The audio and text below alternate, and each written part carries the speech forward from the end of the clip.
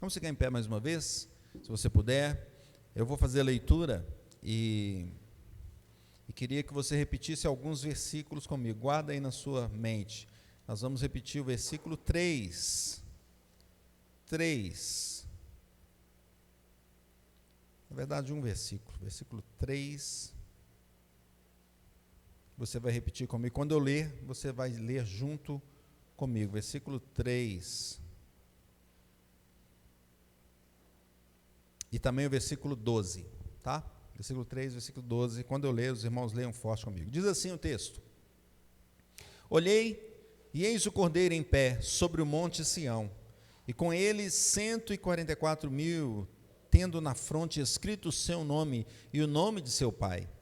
Ouvi uma voz do céu, como a voz de muitas águas, como a voz de grande trovão. Também a voz que ouvi era como a de harpistas, quando tangem a sua harpa. Entoavam um novo cântico diante do trono, diante dos 4 seres viventes e dos anciãos, e ninguém pôde aprender o cântico, senão os 144.000 que foram comprados da terra. São estes os que não se macularam com mulheres, porque são castos. São eles os seguidores do Cordeiro por onde quer que vá. São os que foram remidos dentre os homens, primícias para Deus e para o Cordeiro. E não se achou mentira na sua boca, não tem mácula. Vi outro anjo voando pelo meio do céu, tendo um evangelho eterno para pregar aos que se assentam sobre a terra, e a cada nação, e tribo, e língua, e povo, dizendo em grande voz: Temei a Deus, dai-lhe glória, pois é chegada a hora do seu juízo, e adorai aquele que fez os céus, e a terra, e o mar, e as fontes das águas. Seguiu-se outro anjo, o segundo, dizendo: Caiu a grande Babilônia, que tem dado a beber a todas as nações do vinho da fúria da sua prostituição.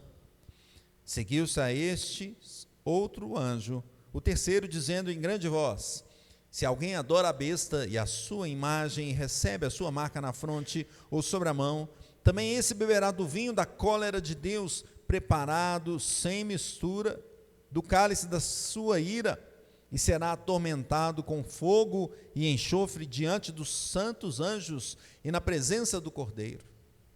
A fumaça do seu tormento sobe pelos séculos dos séculos, e não tem descanso algum, nem de dia, nem de noite. Os adoradores da besta e da sua imagem, e quem quer que receba a marca do seu nome. Aqui está a perseverança dos santos, os que guardam os mandamentos de Deus e a fé em Jesus. Então ouvi uma voz do céu dizendo: Escreve, bem-aventurados os mortos que desde agora morrem no Senhor. Sim, diz o Espírito, para que descansem das suas fadigas, pois as suas obras os acompanham. Olhei, e eis uma nuvem branca, e sentado sobre a nuvem, um semelhante ao filho de homem, tendo na cabeça uma coroa de ouro, e na mão uma foice afiada. Outro anjo saiu do santuário, gritando em grande voz para aquele que se achava sentado sobre a nuvem: Toma tua foice e ceifa, pois chegou a hora de ceifar, visto que a seara da terra já amadureceu. E aquele que estava sentado sobre a nuvem passou a sua foice sobre a terra, e a terra foi ceifada. Então saiu do santuário que se encontra no céu outro anjo, tendo ele mesmo também uma foice afiada. Saiu ainda do altar outro anjo, aquele que tem autoridade sobre o fogo, e falou em grande voz ao que tinha a foice afiada, dizendo: Toma a tua foice afiada e ajunta os cachos da videira da terra, porquanto as suas uvas estão amadurecidas. Então o anjo passou sua foice na terra e vindimou a videira da terra e lançou-a no grande lagar da cólera de Deus. E o lagar foi pisado fora da cidade, e correu sangue do lagar até os freios dos cavalos, numa extensão de 1.600 estádios. Ó Deus, tua palavra foi lida, clamamos ao teu Espírito Santo que fale conosco e que ilumine a nossa mente para entendermos o teu propósito para a nossa vida. Te oramos em nome de Jesus. Amém. Podemos sentar, meus irmãos. O título é O Triunfo da Igreja, o Julgamento dos Ímpios. A gente fica vendo essas cenas, né? A gente pode, por exemplo, ver hoje os filmes que mostram cenas apocalípticas, né? Cenas terríveis. Ontem mesmo tinha um que a gente estava vendo lá em casa, tinha umas cenas assim, que Você fica impressionado, não é? Assustadoras, mas essas cenas nos filmes a gente sabe que são feitas, que são construídas, que são ali trabalhadas nos computadores, mas essas aqui não, meus irmãos. Essas cenas que vemos aqui, elas mostram algo real que irá acontecer. O final dos tempos será terrível para aqueles que estão sem Cristo, mas maravilhoso para aqueles que estão em Cristo. Apocalipse mostra, meus irmãos, essa vitória de Cristo e a sua igreja sobre o diabo e os seus aliados. João estava lá em Patmos, na ilha de Patmos, Jesus Cristo apareceu para ele e falou, escreve, e ele escreveu. E ele escreveu ali do capítulo 1 ao 11, falando de Cristo, da igreja perseguida pelo mundo. E do capítulo 12 em diante, ele começa a falar de Cristo e a sua igreja perseguida por Satanás. E no capítulo 12, nós vimos ali o conflito da serpente com a mulher e da sua descendência, e que até hoje está presente. No capítulo 13, nós vimos as duas bestas, uma que vem do mar e a outra que vem da terra. A primeira besta mostrando a perseguição anticristã, as nações, os impérios, os governos que perseguem a igreja de Cristo. A segunda besta mostrando a religião anticristã, a falsa religião. Quantas religiões que existem para enganar os crentes, os verdadeiros crentes, parece, mas não é. E agora no capítulo 14, nós conseguimos ver aqui as provações e sofrimentos que o povo de Deus estava passando, e João mostra nesse capítulo uma mudança. João começa a mostrar aqui o triunfo da igreja, a condenação dos ímpios. Veja que João estava ali e viu no Monte Sião o Cordeiro, e viu com ele 144.000 que tinham um nome escrito na testa, e ouviu um som que vinha do céu, forte como as ondas, como o trovão, mas também parecia muitas harpas tocando juntas, e esse grande coral cantava um cântico novo, e só eles conseguiam, só os 144.000 que conseguiam entender esse cântico, conseguiam cantar. E esses que estavam ali com o Cordeiro, eles conservavam puros, eles conservavam a sua vida sem mentiras, eles eram irrepreensíveis. O texto também mostrou que um anjo veio com as boas novas eternas, para que ela fosse anunciada aos habitantes da terra por todos os lugares, ele dizendo, temam a Deus, deem glória a Deus, adorem o Criador de tudo. Ele também viu o anjo dizendo, e ouviu em alta voz o anjo dizer assim, caiu a Babilônia. Viu outro anjo dizendo, aqueles que adorarem a besta e a sua estátua, ou aceitarem sua marca na testa ou na mão, beberão do vinho da fúria de Deus, beberão eternamente.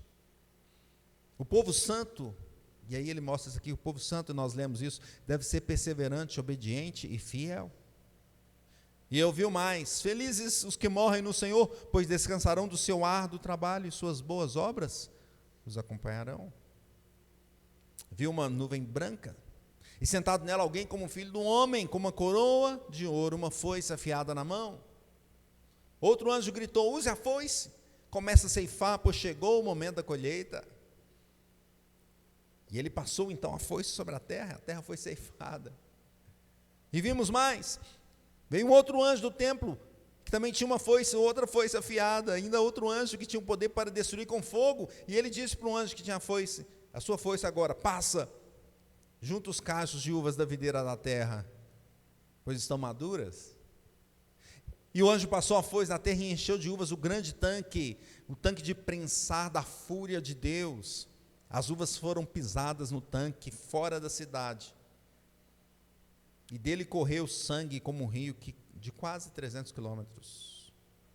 E foi tanto sangue que foi chegar assim à altura do freio dos cavalos. Essas são as cenas que nós vimos aqui, nesse momento em Apocalipse, nos mostrando que no final dos tempos a igreja triunfará sobre os inimigos de Deus. E nós vemos algumas cenas aqui desse triunfo. A primeira dessas cenas é a bem-aventurança da igreja na glória. Vamos ler o capítulo 1 juntos, o versículo 1 juntos. Diz assim, Olhei, e eis o Cordeiro em pé sobre o monte Sião, e com ele 144.000, tendo na fronte escrito o seu nome e o nome de seu pai. Então o Cordeiro de Deus estava em pé no monte Sião, como vitorioso sobre todos. A expressão Monte Sião é simbólica, não é? É o lugar de habitação de Deus, que nós vemos lá no Velho Testamento. É um lugar que mostra a segurança, a estabilidade do povo, também mostra o temor que o povo tem de Deus, porque Deus estava ali presente. Vemos aqui também esses 144.000 que representavam, que é um número simbólico também, não é um número corretinho. Então vamos fazer uma listinha agora, se deu 144.000, acabou a festa, não é? É um número simbólico, que representava todo o povo de Deus. Povo do Velho Testamento, povo do Novo Testamento, de todos os tempos, de todas as décadas, os milênios. Eles são os santos que receberam um selo. O selo, o nome do Cordeiro e do Pai. Eles não tinham a marca da besta, eles tinham a marca de Cristo. Glória a Deus. Os incrédulos, com o nome e o número da besta, pertencem ao anticristo. Porém, os que têm a marca de Cristo são de Cristo Jesus, aleluia, espero que você seja. Mas o povo de Deus, então, são separados para o Senhor, diferente do que o mundo. Nós vivemos aqui juntos, por enquanto, porque nesse momento final a gente percebe aqui a ceifa ali começando, a foice para lá, começa a foice para cá. Esses seguidores de Cristo, 144.000, então, são fiéis ao Senhor. Olha o versículo 9, vamos ler Apocalipse 7:9, volta a sua Bíblia um pouquinho. Apocalipse 7:9 diz assim: depois dessas coisas, olhei, e eis uma grande multidão que ninguém podia contar. Então, veja, não tem como ser um número, Apocalipse é muito simbólico, não dá para falar que esse número é o número exato, como alguns dizem, não, são 144.000 e pronto. Porque aqui é um número simbólico, que mostra a igreja do Senhor, de todos os tempos, não é? O seu número total indica que nenhum se perderá de todas as pessoas que Deus deu ao Filho. Jesus vai levar todos esses, meus irmãos, todos nós, vai levar nas suas mãos. O apóstolo ouve ali então um som vindo da direção do céu, e quem está cantando? É esse coralzinho aí de todos essas pessoas, de todas as épocas, do Antigo Testamento, do Novo Testamento, reunidos, louvando ao Senhor, cantando. Era como o som de muitas águas. Quem já foi em um lugar onde tem muita gente assim, é bonito, não é? Por exemplo, eu já fui algumas vezes, poucas vezes, mas já fui no estádio, ver um jogo, uma partida de futebol, e você vê a torcida cantando ali, dá uma coisa, até um arrepio às vezes, aquele monte de gente. Agora imagine aqui, essa multidão, cantando, louvando ao Senhor, toda a multidão ali reunida. O texto diz que o som era tão forte como de muitas águas, era tão forte como um trovão, todos escutaram, mas ele também era constante, majestoso, como se fossem vários arpistas tocando juntos, não é? Que maravilha esse cântico. E o texto indica aqui uma coisa muito interessante, porque ele fala assim, era um cântico novo. Como nós cantamos aqui no Salmo 96, cantar é um cântico novo, meus irmãos. E somente esses poderiam cantá-lo, os outros, não. O texto diz que somente eles compreendiam que era esse cântico, porque somente os que estão em Cristo, no Cordeiro, é que são transformados, é que têm a alma lavada, que tem a mente transformada e podem cantar um cântico novo. Só quem foi redimido pode aprender, ninguém mais, meus irmãos. Por isso que nós vivemos no mundo e às vezes parece que o mundo nos estranha e nós estranhamos o mundo. Sim, é isso mesmo, porque eles não compreendem o que nós cantamos. Só aquele que é transformado pelo Senhor é que canta um cântico novo, pois a alma foi transformada. E nós continuamos vendo que o texto mostra aqui que esses eram, o termo aqui utilizado é castos, né? E o texto usa como se, falando que eles não tiveram contato com as mulheres. Mas o que quer dizer isso? Quer dizer que eles são puros no sentido espiritual. Certamente não está falando de um celibato, por exemplo, não é? Não é um texto que pode defender o celibato, pois se você pegar a Bíblia como um todo, várias vezes Jesus mesmo abençoa, exalta o casamento. Ele fala: o que Deus ajuntou, não separe o homem. Paulo também. Paulo compara a relação de Cristo com a igreja ao casamento. E Hebreus diz, Hebreus 13:4, digno de honra entre todos seja o matrimônio. Então veja, se você olha a Bíblia como um todo, de forma sistemática, você não pode dizer que esse texto fala sobre o celibato. Ele está falando sobre a questão espiritual, aqueles que não se contaminaram com as coisas do mundo, meus irmãos. E quando a gente vê mais à frente, onde fala sobre a grande Babilônia, e a Babilônia é reconhecida como a terra da prostituição, a terra da impureza, não é? Nós vemos claramente isso, Jesus dizendo, né, o anjo chamando aqui aqueles que cantavam ali como aquele povo separado, aquele povo fiel, aquele povo que segue o Senhor Jesus. É uma castidade espiritual, uma pureza espiritual. É aquele que se dedica a Cristo, aquele que é fiel ao Senhor, aquele que seguiu a Cristo em todos os momentos, apesar das perseguições, seguiu a Cristo até em face da morte. São seguidores de Cristo por onde quer que Ele vá. Não quer dizer que essas pessoas são superpoderosas, não. São salvas por Cristo. Essas são pessoas que conseguem ser totalmente fiéis, não são pecadoras também, mas remidas pelo sangue do Senhor Jesus, transformadas pelo sangue do Senhor Jesus, igreja gloriosa, sem mácula, sem ruga, porque Jesus é que faz esse trabalho em nós. A nossa caminhada aqui neste mundo, meus irmãos, é uma caminhada onde o Senhor vai trabalhando na nossa vida, e vai nos santificando, e vai nos transformando. Efésios 3, 5, 27 diz isso: igreja gloriosa, sem mácula, nem ruga, nem coisa semelhante, porém santa e sem defeito, porque Cristo é que trabalha em nós. Mas que dia que nós vamos ser completamente santos? No dia final, está chegando aqui, esse momento está mostrando. A igreja não é pura por si mesma, mas ela foi comprada pelo sangue do Cordeiro, ela é purificada por Cristo. Que bênção, irmãos. Porque nós podemos entrar aqui e louvar a Deus sabendo que não depende só de nós. Na verdade, não depende nada de nós. Porque se dependêssemos, talvez fizéssemos como Adão, como Eva, fugiríamos do Senhor. Não é? Mas o Senhor vai trabalhando no nosso coração, a nossa vida. Kistemarker diz assim, o teólogo Kistemarker, ele diz que como as forças do anticristo atacam a igreja na terra, ela demonstra pureza, obediência, unidade e veracidade. Com esses traços, os santos são capazes de vencer o maligno. Nós conseguimos vencer o mal com esses traços que o Espírito trabalha em nós. E a cada dia nós vamos crescendo, a vida espiritual é uma constante, uma edificação dia após dia. Não é? Esse é o momento onde nós devemos olhar na nossa caminhada. Na nossa caminhada, nós estamos crescendo espiritualmente ou nós estamos definhando espiritualmente? Nós estamos aproximando do Senhor ou nós estamos nos afastando do Senhor, das coisas de Deus? O que tem acontecido na nossa caminhada? Meus irmãos, esse é um momento aqui onde nos leva a pensar que assim, nós não precisamos temer nada, pois o Senhor, o Cordeiro, é o Senhor de tudo. Ele que está dirigindo toda a história, e a igreja está nas mãos do Senhor. Não precisamos temer as perseguições do mundo, as lutas, as dificuldades dessa vida, pois o Cordeiro tem controle sobre tudo. Então, ao invés de cair no desespero, devemos ter ânimo, devemos olhar para Cristo e para a vitória final que o texto está nos mostrando.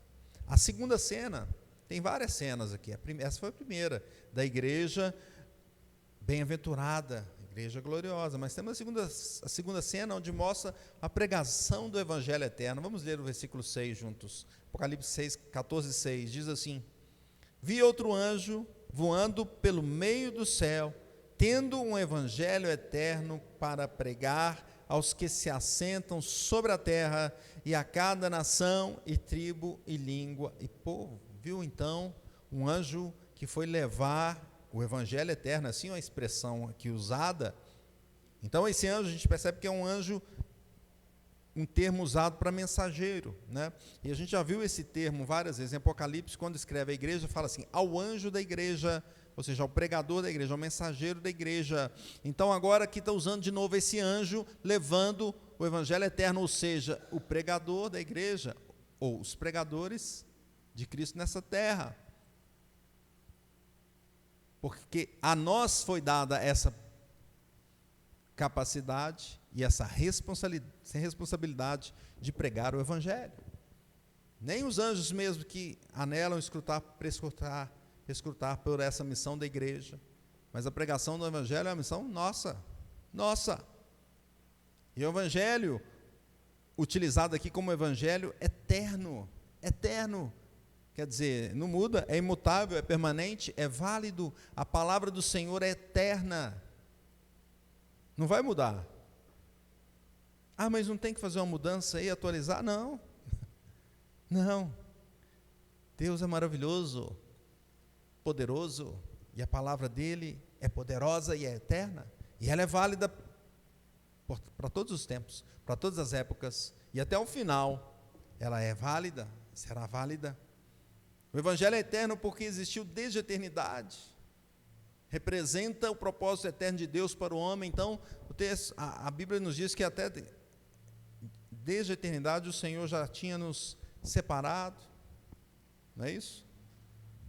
Fala que o Cordeiro já tinha morrido antes da fundação do mundo. Então, quer dizer, nós temos a palavra eterna de Deus, eterna.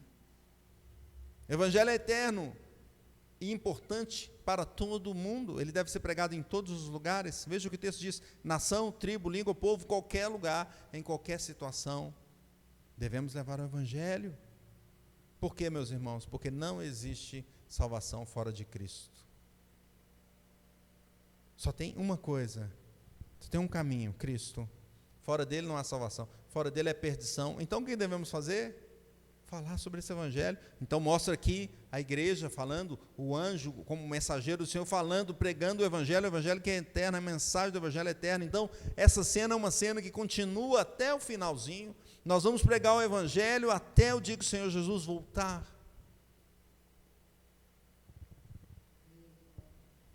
Versículo 7, olha o que diz o versículo 7.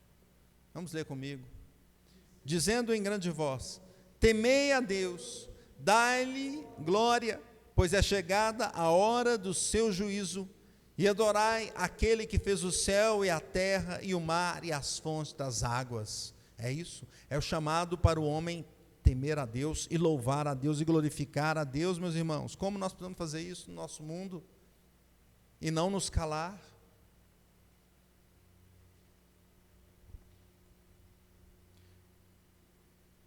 Paulo disse em Atos 14:15 o seguinte, olha o que Paulo diz lá, ele diz: vos anunciamos o evangelho para que dessas coisas vãs vos convertais ao Deus vivo, que fez o céu, a terra, o mar e tudo que neles há. A conversão vem pelo evangelho. Estava escrito ali não, né? A conversão vem pelo evangelho. A atuação do Espírito Santo, pela a palavra pregada. A nossa responsabilidade é pregar, mas nós não vamos salvar. Quem somos nós? Não salvamos nem a nós mesmos. Nós só jogamos a semente, mas o nascer vem do Espírito Santo. A igreja então deve pregar esse evangelho eterno até o último dia, o evangelho da boa nova. Quem receber será salvo, quem não receber terá o juízo eterno, e nós já vamos ver ali no finalzinho sobre isso. A terceira cena que esse texto nos mostra nesse momento é a queda da Babilônia, o anúncio da queda da Babilônia. Veja o versículo 8, leamos juntos o versículo 8, diz assim: seguiu-se outro anjo, o segundo, dizendo: caiu a grande Babilônia, que tem dado a beber a todas as nações do vinho da fúria da sua prostituição. Meus irmãos, a Babilônia é conhecida no Antigo Testamento por aquela terra onde se tinha o poder, o luxo, a lascívia, o pecado, tudo ali reunido naquela terra. Veja, Isaías fala assim, ó: Babilônia é a joia dos reinos, glória e orgulho dos caldeus, será como Sodoma e Gomorra, quando Deus as transtornou. Então era um império enorme, forte, grande, que representava tudo isso e que as pessoas queriam, né, ser parte da Babilônia. Mas o texto de Isaías diz que ela seria destruída como Sodoma e Gomorra, porque o pecado estava crescendo ali, como naquelas terras. E no Novo Testamento a gente vê a Babilônia sendo representada pelo mundo secular, o mundo da sedução, é o mundo que nós vemos, meus irmãos, no nosso dia a dia. Apocalipse 17:5 diz assim: na sua fronte achava-se escrito um nome, um mistério, Babilônia, a grande, mãe das meretrizes e das abominações da terra. Babilônia, então, ela é vista como um mundo secular, que tem seduzido, não é, as pessoas, que quer destruir. A Babilônia tinha um poderio enorme de destruição. Ela quer atrair e quer destruir. Ou ela destrói seduzindo e levando ao pecado, ou ela destrói com furor, com seu furor, com a sua guerra, não é assim? E não é assim que a gente enxerga no mundo, a gente vê exatamente isso. O mundo ou nos atrai, não é? Para nos pegar como se fosse uma isca. Ou então, você não quer vir? Não, então nós vamos acabar com você. Contudo, João profetizou essa queda aqui da Babilônia, meus irmãos. A Babilônia cairá. Esse mundo que nós estamos vendo, esse sistema mundano, sedutor, corrupto, cairá. E quando cair, não tem quem vai levantar. Não é possível. Vamos levantar a Babilônia, vamos reconstruir. Vamos tentar fazer dela como uma torre de Babel que vai até os céus. Não, porque é o Cordeiro que fará isso. Caiu a Babilônia, o anjo anuncia isso, caiu a Babilônia.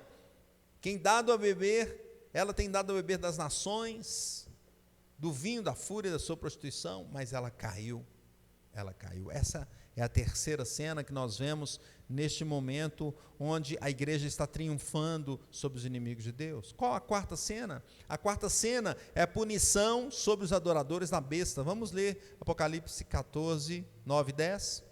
Diz assim: seguiu-se a estes outro anjo, o terceiro, dizendo em grande voz: se alguém adora a besta e a sua imagem, e recebe a sua marca na fronte ou sobre a mão, também esse beberá do vinho da cólera de Deus, preparado sem mistura, do cálice da sua ira, e será atormentado com fogo e enxofre diante dos santos anjos e na presença do Cordeiro. Meus irmãos, o texto está falando aqui, para os seguidores da besta, beberão o cálice da ira de Deus. Todos aqueles que escolhem servir a Satanás, meus irmãos, servirem a religião falsa, servirem aos governos anticristãos, meus irmãos, todos os que escolherem sofrerão as consequências, porque a besta traz ali Satanás como o seu, vamos dizer, guia. Satanás, inimigo do Senhor. Então ali está reunido toda mentira e vamos dizer, todas as ações para enganar o povo de Deus. Muitos são enganados, não é? Nós vimos no texto anterior a marca que a besta coloca nas pessoas, na consciência das pessoas, não é? Pastor Marcelo colocou isso muito bem no capítulo 13, quinta passada. Falou, não vai ter uma marca escrito 666, não é? Essa marca assim. Me lembro que eu trabalhava numa empresa, chamava Lucent, e essa empresa, quando ela chegou no Brasil, ela comprou a empresa que eu trabalhava aqui, e aí eles vieram lá, porque tinha uma marca assim, que parecia uma coisa estranha, e começaram teorias, que a Lucent era da besta, que não sei o quê, né? E tal. Então, nós não veremos assim, escrito assim na sua testa, 666.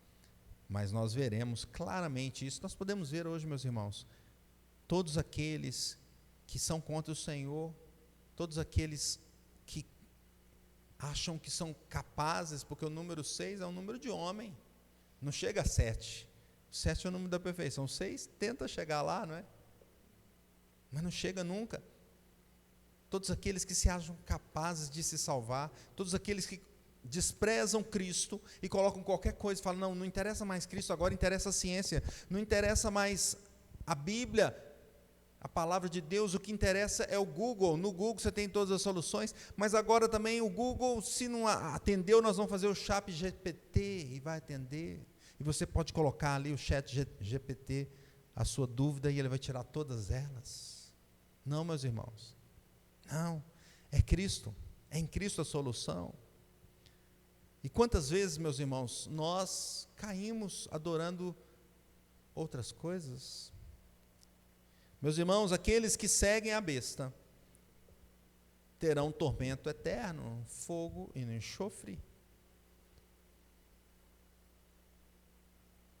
Irão para o inferno, e depois do inferno, com todas essas pessoas, serão lançados no fogo, no lago de fogo, que vai queimar eternamente. Não vai ser só um sofrimento espiritual da alma, porque os que já morreram sem Cristo hoje estão sofrendo na alma. Mas nós vimos anteriormente que quando tiver a ressurreição dos corpos, também o ímpio vai ressurgir. Só que imagina, se nós cristãos vamos estar num corpo glorificado, qual vai ser o corpo do ímpio? Eu falei isso, alguém comentou, Walking Dead, foi você que comentou? Não sei, mas que vai ser terrível, vai. Então o ímpio vai sofrer na alma e no corpo eternamente. Punição para os adoradores da besta. William Hendrickson diz o seguinte: o fato de que essa punição sem fim espera aqueles que perseguem a igreja e odeiam o Senhor deveria encorajar os crentes a manterem-se firmes em meio às aflições e provações. Quer dizer, meus irmãos, se por um lado tem um sofrimento eterno para os que adoram a besta, para aqueles que adoram o Senhor Jesus, glória eterna. Glória eterna. Aqui são provados somente os que guardam os mandamentos de Deus, e nós lemos esse versículo juntos. Aqueles que guardam o mandamento do Senhor, aqueles que são fiéis, vale a pena servir o Senhor, meus irmãos. Em face das dificuldades, em face das lutas na escola, dos professores que tentam desviar da fé, dos coleguinhas que tentam, vamos dizer, gozar de vocês, ou para os adultos, então, os que zombam, os que querem nos prejudicar. Meus irmãos, vale a pena, porque Cristo vai nos levar para a vitória final. Os adoradores da besta serão condenados, mas os que guardam os mandamentos de Deus e a fé em Jesus estão seguros. Glória a Deus. Quinta cena, tem várias cenas hoje. A quinta cena, meus irmãos, mostra a bem-aventurança para os que morrem no Senhor. Vamos ler o versículo 13. Então, ouvi uma voz do céu dizendo: escreve, bem-aventurados os mortos que desde agora morrem no Senhor. Sim, diz o Espírito, para que descansem das suas fadigas, pois as suas obras os acompanhem. Meus irmãos, eu e o pastor Marcelo, na época da pandemia, a gente foi em vários funerais, né? E como tinha muita gente com medo, a gente ia. Não pode não, mas a gente vai. Tinha lá 10 pessoas, 8 pessoas. E, meus irmãos, a grande dificuldade que pelo menos eu vejo é quando você chega num funeral onde a pessoa não é cristã, não morreu em Cristo. Porque ali acabou. Contudo, quando a gente pregava no funeral onde fazia o culto fúnebre, onde tinha alguém que era cristão, a gente sente a saudade, não é? A gente, puxa, irmão partiu, mas a gente também tem essa esperança, essa alegria de que, olha, ele está melhor do que nós. Meus irmãos, os que morrem no Senhor, bem-aventurados os mortos que desde agora morrem no Senhor. Então, a gente vê essa cena no final, e essa cena, ela já é desde agora, não é? Já é contínua, já é dos nossos dias até o final. Todos os que morrem em Cristo são bem-aventurados. Eles descansam das suas fadigas, das suas obras aqui. Mas olha que interessante, as suas obras o acompanham, ou seja, meus irmãos, o que a gente faz na obra de Deus não é em vão. Nada do que a gente faz na obra do Senhor é em vão. Pregar não é em vão, cantar não é em vão. Vir na quinta-feira, no estudo bíblico, podia estar em casa vendo meu time jogar, você que gosta de futebol, né? Não é em vão, meus irmãos. Porque o que a gente faz aqui passa. O Atlético não vai subir com a gente, não vai subir. Nem o Cruzeiro que põe estrela celeste assim, porque achar que vai subir. Não vai subir. Tem gente que morre e coloca assim, não, eu quero morrer, quando eu morrer você coloca, não tem? Coloca a bandeira do time no funeral. Não vai, meus irmãos. Mas olha que interessante, as obras os acompanham. Quer dizer, não é em vão que a gente faz. O que a gente faz na obra do Senhor é para a eternidade. Nós podemos fazer no nosso dia a dia o trabalho, podemos estudar na universidade, ok, isso vai servir para a minha vida, para o meu conhecimento. Eu posso trabalhar numa empresa e trazer serviços para outras pessoas, produtos para outras pessoas, ok, estou abençoando as pessoas, além de estar me abençoando também, porque eu tenho sustento da minha vida, ok, mas tudo isso ficará aqui, meus irmãos. Agora, o que a gente faz na obra do Senhor tem impacto eterno. Olha o que Paulo diz em Filipenses 1:23, tendo desejo de partir, estar com Cristo, o que é incomparavelmente melhor. Ele falava isso, olha, eu quero estar com Cristo, que é melhor do que estar aqui, mas enquanto estamos aqui, servimos ao Senhor, sabendo que aqueles que partem, estão no Senhor e são bem-aventurados. Glória a Deus. Sexta cena do triunfo da igreja aqui, meus irmãos. A sexta cena é a colheita dos santos na volta de Cristo. Vamos ler o versículo 16 juntos? Diz assim, e aquele que estava sentado sobre a nuvem, passou sua foice sobre a terra, e a terra foi ceifada. Ele virá como subiu. O texto anterior diz assim, olhei e eis uma nuvem branca, e sentado sobre a nuvem, um semelhante ao Filho do Homem. A volta de Jesus será gloriosa, meus irmãos. Será pessoal. Jesus não vai voltar escondido, igual alguns já disseram por aí. Não, Jesus voltou já escondido, lá na terra tal, já foi, acabou. Não, a volta dele vai ser gloriosa. Ele mesmo voltará para buscar a sua igreja, não vai ter um outro, é Jesus mesmo.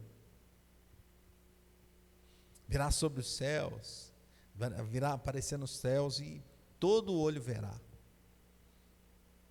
Todo olho. E a terra é redonda, como que vai acontecer isso? Não sabemos, né? Mas todo olho verá.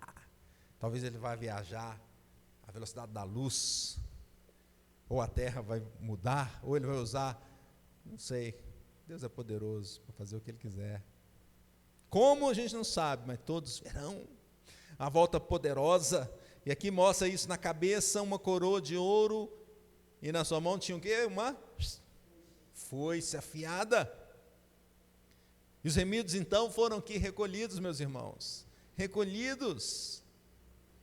Continuando o texto ali, olha o que o texto diz assim, ó, versículo 15 antes, né, fala, outro anjo saiu do santuário, gritando em grande voz para aquele que se achava sentado sobre a nuvem, toma a tua foice e ceifa, pois chegou a hora de ceifar, visto que a seara da terra já amadureceu.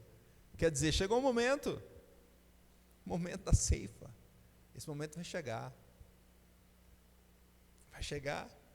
E aqui, o grande agricultor virá então para realizar a sua obra.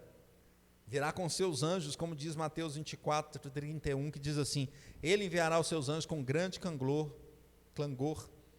de trombeta, os quais ajuntarão os seus escolhidos desde os quatro ventos, de uma outra extremidade dos céus. Glória a Deus, essa cena, onde aqueles que são de Cristo serão ceifados, neste caso, e recolhidos. Recolhidos. Meus irmãos, temos também uma última cena, a sétima cena, que é a seguinte, a condenação dos incrédulos. Se por um lado nós temos aqui os crentes sendo colhidos ali por Cristo, no final nós temos aqui também a foice, olha só a foice, presente, só que com uma consequência totalmente diferente. Olha o versículo 19, diz assim, então o anjo passou a sua foice na terra e vindimou a videira da terra e lançou-a no grande lagar da cólera de Deus. Então aqui agora estamos falando dos ímpios, que serão punidos por causa dos seus pecados, os pecados não confessados, os pecados não abandonados. os pecados incentivados. Porque hoje é assim. Hoje não, o ímpio não fica satisfeito em só fazer escondido o pecado dele. Ele faz escondido? Não. Faz em aberto, para todos verem. Um dia desse nós vimos aí alguém roubando o outro. Falou, aqui vamos fazer uma live enquanto eu roubo. Tá? Aberto. E não só aberto para todos verem e sem deixar de confessar, mas incentivados. Essa semana alguém falou assim, não é direito roubar. Como é direito roubar? Meu Deus, para onde nós estamos caminhando? Eu vou ler esse texto do 17 até o 20, acompanhe na sua Bíblia. Olha esse momento final de condenação dos incrédulos.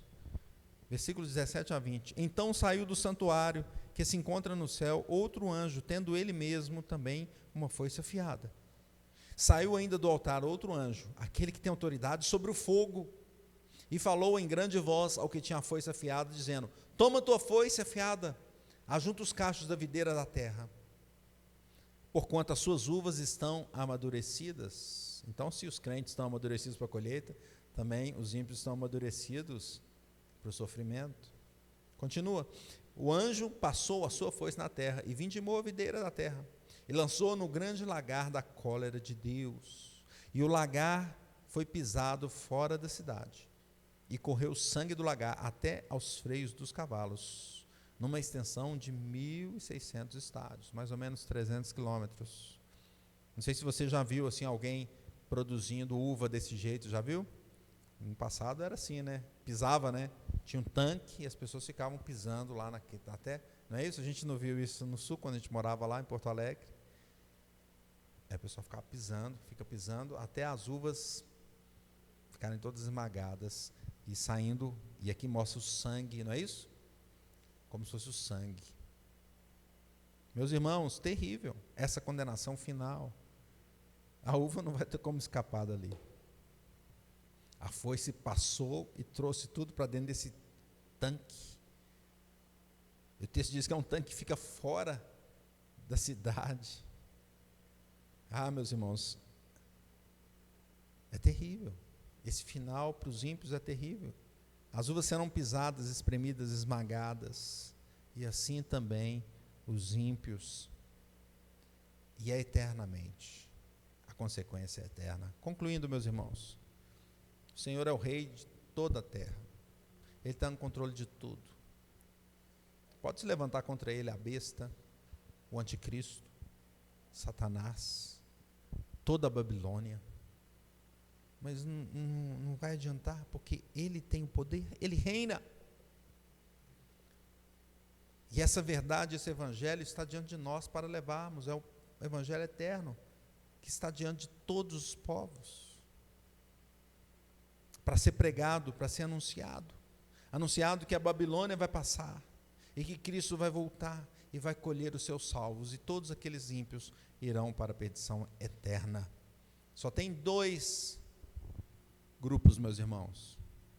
A gente vê aí as pessoas querendo sempre separar, vão criar classe tal, coisa tal, fica dividindo, né? A Bíblia só mostra duas visões: os justos e o ímpio, de todos os povos da terra. Ou nós estamos com Cristo, ou nós estamos sem Cristo. Com Cristo, glória e salvação eterna. Sem Cristo, perdição eterna. Então, como viveremos? Aplicações para a nossa vida. Primeira aplicação: viveremos louvando o Cordeiro, porque nós somos resgatados pelo Cordeiro.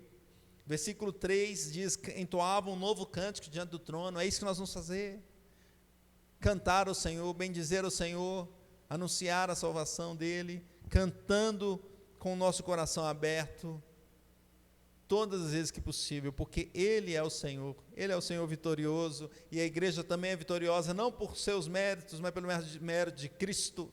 Cante, louve ao Senhor. Segunda aplicação: como viveremos? Viveremos conforme diz o versículo 12, perseverantes.